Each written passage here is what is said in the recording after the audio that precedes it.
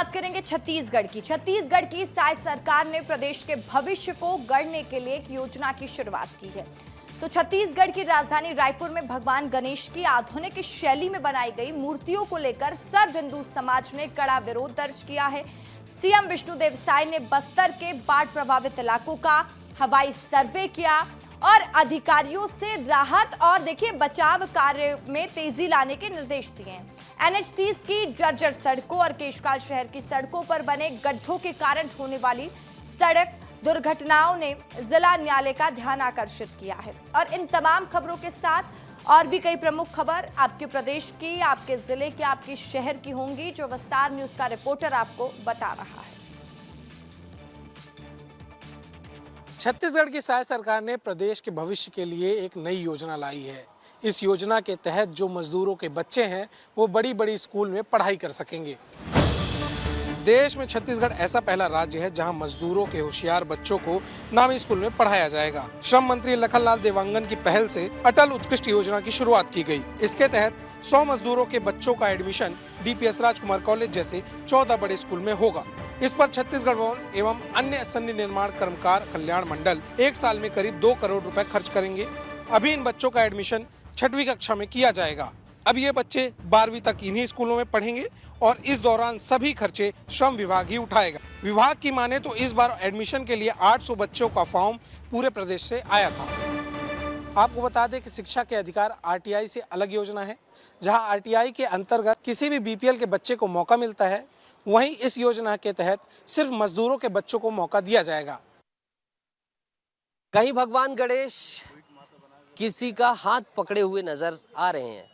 आप ऐसी मूर्तियां देखे होंगे, कहीं किसी और तरीके से, तो कहीं बाल खड़े हुए, कहीं किसी तरीके से। ऐसा विरोध करने के लिए जो है सर्व हिंदू समाज यहाँ पर इकट्ठा हुआ है। छत्तीसगढ़ की राजधानी रायपुर में भगवान गणेश की आधुनिक शैली में बनाई गई मूर्तियों को लेकर सर्व हिंदू समाज ने कड़ा विरोध दर्ज करा है। समाज के सदस्यों का कहना है कि गणपति जी के मूल स्वरूप को विकृत कर उन्हें कार्टून जैसे स्वरूपों में प्रस्तुत किया जा रहा है, जो धार्मिक आस्था के साथ सीधा खिलवाड़ है। इस दौरान हिंदू संगठन के कार्यकर्ताओं ने SP रायपुर को ज्ञापन सौंपकर कार्रवाई की मांग की है। हिंदू संगठनों ने विवादित मूर्तियों के त्वरित विसर्जन कराने की अपील की है और साफ चेतावनी दी गई है कि अगर शीघ्र कार्रवाई नहीं की गई तो उग्र आंदोलन किया जाएगा। सर्व हिंदू समाज के तमाम लोगों का कहना है कि इन मूर्तियों को फौरन विसर्जित कर दिया जाए और आने वाले समय में ऐसी परंपरा का जो है परिचालन ना किया जाए, वरना कानूनी के साथ हमें अलग स्तर से निपटना होगा। वीडियो जर्नलिस्ट दुर्गेश साहू के साथ नितेश गर्ग, विस्तार न्यूज। हालातों का जायजा लेने आज खुद CM साय बस्तर पहुंचे। यहां पहुंचकर उन्होंने कई हिस्सों का हवाई सर्वे किया, साथ ही दंतेवाड़ा जिले में जाकर बाढ़ पीड़ितों से मुलाकात की। CM विष्णुदेव साय ने बस्तर के बाढ़ प्रभावित इलाकों का हवाई सर्वे किया और अधिकारियों से राहत और बचाव कार्य में तेजी लाने के निर्देश दिए।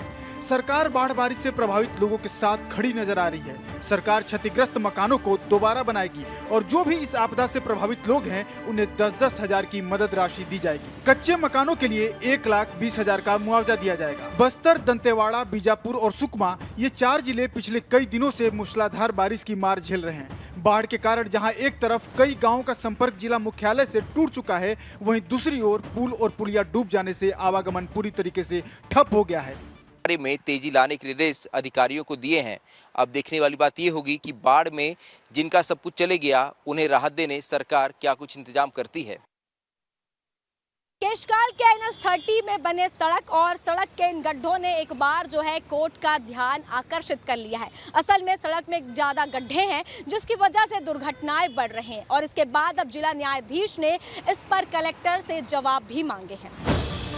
NH 30 की जर्जर सड़कों और केशकाल शहर की सड़कों पर बने गड्ढों के कारण होने वाली सड़क दुर्घटनाओं ने जिला न्यायालय का ध्यान आकर्षित किया है। जिला एवं सत्र न्यायाधीश ने इस मामले को लेकर कलेक्टर से जानकारी मांगी है। जिला न्यायाधीश ने सड़कों की स्थिति और इन गड्ढों की वजह से हो रही दुर्घटनाओं पर गहरी चिंता जताई है। सड़कें इतनी खतरनाक क्यों बनी हुई हैं? इस पर प्रशासन को 4 सितंबर को कोर्ट में अपना विस्तृत जवाब प्रस्तुत करना होगा। अब इस पूरे मामले में कलेक्टर को कोर्ट में जवाब देना होगा। साथ ही साथ अब देखना होगा कि क्या कलेक्टर इस पूरे मामले में कोई ठोस कदम उठाते हैं या सड़क वही जर्जर अवस्था में रहता है, ये तो समय ही बताएगा। वीडियो जर्नलिस्ट खेमराज आवड़े के साथ मैं सुरभि वर्मा, विस्तार न्यूज। गणेश चतुर्थी के अवसर पर पूरे देश भर में श्रद्धा और उमंग का माहौल है। वहीं छत्तीसगढ़ के राजनांदगांव जिले में एक ऐसी पहल की शुरुआत की है जो समाज में एक सशक्त संदेश दे रही है।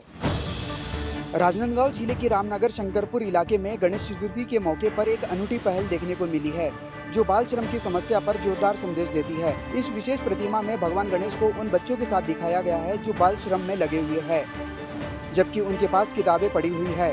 यह दृश्य उन बच्चों को शिक्षा से वंचित होने और काम करने की कठोर वास्तविकता को दर्शाता है। इस गणेश प्रतिमा को स्थापित करने वाली समिति के सदस्यों का कहना है प्रतिमा सिर्फ पूजा का एक हिस्सा नहीं बल्कि समाज को जागरूक करने के लिए एक जरिया भी है। इस गणेश चतुर्थी पर छत्तीसगढ़ की इस पहल ने साबित किया है कि हम परंपराओं को न श्रद्धा और भावनाओं के साथ मनाते हैं बल्कि समाज को भी एक बेहतर बनाने की दिशा में काम कर सकते हैं। इसके साथ ही बच्चों के भविष्य पर भी हम काम कर सकते हैं।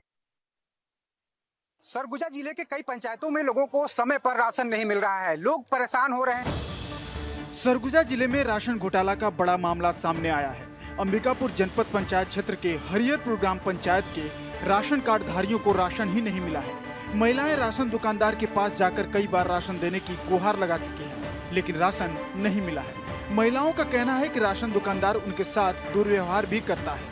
राशन दुकानदार के द्वारा उन्हें ना तो चना दिया जा रहा है और ना ही चावल दिया जा रहा है। यही वजह है कि महिलाएं सैकड़ों की संख्या में मालवाहक वाहन में सवार होकर कलेक्टर से मिलने के लिए पहुंची।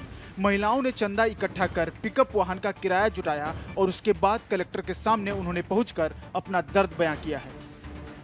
उन्होंने इकट्ठा किया, उसके बाद पिकअप किराए में लिया और फिर पिकअप वाहन में बैठकर ये महिलाएं कलेक्टर से अपनी समस्याएं रखने पहुंची हैं ताकि इनकी समस्या दूर हो सके। अब देखने वाली बात होगी कि आखिर कलेक्टर किस तरीके से इस पूरे मामले को गंभीरता से लेते हैं और जो राशन दुकानदार जो राशन घोटाला कर रहा है, इन्हें राशन इनके हक का नहीं दे रहा है, उसके खिलाफ क्या कार्रवाई होती है। वीडियो जर्नलिस्ट प्रसाद यादव के साथ दिलीप जायसवाल, विस्तार न्यूज, अंबिकापुर। खैरागढ़ जिले में इस वक्त धरना एक महाकुंभ बन चुका है। चूंकि बता दें कि एक तरफ आंगनबाड़ी कार्यकर्ता 1200 महिलाएं जो है वो धरने पे बैठ गई है, वहीं 180 एनएचएम कर्मी जो है अनिश्चितकाल धरना पर बैठे हुए हैं। खैरागढ़ में महंगाई भत्ता और पेंशन देने की मांग को लेकर आंगनबाड़ी कार्यकर्ताओं और सहायिकाओं ने जिला मुख्यालय की सड़कों पर चक्का जाम कर धरना दिया। खैरागढ़ और छुई खदान से आई आंगनबाड़ी कार्यकर्ताओं ने कहा कि 50 साल से ज्यादा समय से नौकरी कर रहे हैं, लेकिन हमें सिर्फ मानदेय मिलता है, लेकिन हमें महंगाई भत्ता, पेंशन और भविष्य निधि नहीं दी जा रही है, जिससे परिवार के पालन पोषण में दिक्कतें आ रही हैं। सरकार से हमारी मांग है कि सरकारी कर्मचारी का दर्जा देकर 26,000 रुपए मासिक वेतन दिया जाए। 1200 से ज्यादा आंगनबाड़ी कार्यकर्ता और एनएचएम कर्मचारी अब मिलकर धरने पर बैठे हुए हैं। देख सकते हैं ये बहुत बड़ा धरना प्रदर्शन है खैरागढ़ जिले के लिए, क्योंकि एक साथ 2 धरना दिया जा रहा है। जो खैरागढ़ जिले से इस वक्त की सबसे बड़ी खबर है, ये विस्तार न्यूज है जो आपको सबसे पहले ये कवरेज दे रहा है। खैरागढ़ जिले से विस्तार न्यूज के लिए नितिन कुमार भाटेकर की रिपोर्ट। एमसीबी जिले के अंतर्गत आने वाले नगर पालिक निगम चिरमिरी 40 वार्डों से बना हुआ है, लेकिन आज भी वहां के लोग मूलभूत सुविधाओं के लिए तरस रहे हैं। चिरमिरी के कोरिया कालरी में एससीसीएल द्वारा बिजली कनेक्शन काटने के बाद नाराज लोग सड़क पर उतर आए। चक्का जाम कर उन्होंने अपनी नाराजगी व्यक्त की, क्योंकि वे पानी, सड़क और बिजली जैसी बुनियादी सुविधाओं के लिए पिछले 25 वर्षों से संघर्ष कर रहे हैं। चिरमिरी शहर जो नगर पालिका निगम के तहत आता है, अब तक बुनियादी सुविधाओं से महरूम है। बिजली, पानी और सड़क जैसी समस्याओं से जूझ रहे यहाँ के लोग आज भी इन मूलभूत सुविधाओं के लिए संघर्ष कर रहे हैं। नगर पालिका निगम बने 25 साल हो गए हैं, लेकिन स्थिति जस की तस बनी हुई है। स्थानीय लोग बिजली की समस्या को लेकर चक्का जाम किए हैं। देखने वाली बात होगी कि आखिर नगर पालिका निगम चिरमिरी से लेकर जिला प्रशासन आखिर बिजली व्यवस्था कब सुनिश्चित करा पाती है। विस्तार न्यूज के लिए जिला एमसीबी से अविनाश चंद्र की रिपोर्ट। अंबिकापुर शहर के एक नामी होटल में बड़ी लापरवाही का मामला सामने आया है। यहाँ पर लोगों की सेहत के साथ खिलवाड़ किया जा रहा था। एक व्यक्ति को डिश परोसा गया, लेकिन उस व्यंजन के साथ उसमें कॉकरोच मिला हुआ था। जैसे ही मिला, लोगों में हड़कंप मच गया। सर के होटल ग्रैंड बसंत में बड़ी लापरवाही का मामला सामने आया है। यहाँ खाने में कॉकरोच निकलने से हड़कंप मच गया। डॉक्टर अमित गुप्ता अपने परिवार के साथ होटल में भोजन करने के लिए पहुंचे हुए थे। इसी दौरान ग्रैंड बसंत होटल में वे खाना खा रहे थे और तभी कॉकरोच थाली में दिखने लगा। डॉक्टर ने घटना का वीडियो सोशल मीडिया में शेयर किया है, जो अब तेजी से वायरल हो रहा है। डॉक्टर अमित गुप्ता ने होटल प्रबंधन की लापरवाही पर नाराजगी जताई है।